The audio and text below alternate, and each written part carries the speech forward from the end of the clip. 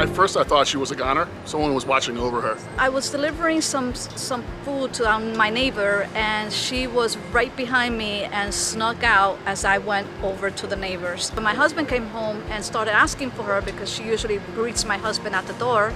That's when we realized that she wasn't in the house, and we started looking up and down the block and in the house everywhere, and that's when we realized that. So I decided to go onto our next door neighbor website and post that we were looking for our little Yorkie dog. This past weekend, I get dispatched to a call of a suspicious person in the San Mellina subdivision. I arrive on scene. The person that I was dispatched to check out was gone. So while I'm checking out the property, I end up finding a dog in the pool, upside down. So she was face up, about 6 inches underwater, about not moving, and about a foot or so from the edge.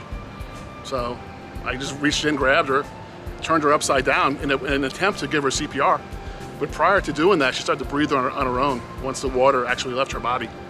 And I made a telephone call to Officer Johnson. And so I just had him explain a couple different things to me. What was the dog's color? Was the dog breathing? At what rate? Did it seem like it was stable, is a word that is commonly used in the veterinary field.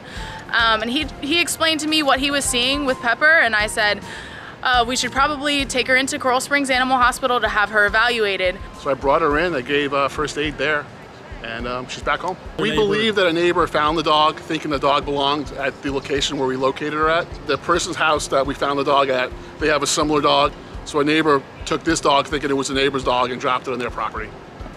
And the dog must have fell in the pool at some point.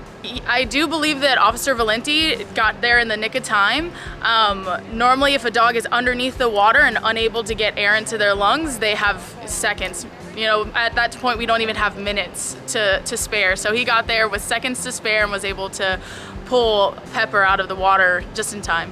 I am extremely, extremely grateful. Our family, Mia, my daughter, has been with Pepper since she was born, and it would have been very traumatic for us to find out that she got out, and plus also drowned in a neighbor's pool. That would have been really rough for us. So we're very, very grateful to Officer Valenti for doing what he did and going in there and saving her life.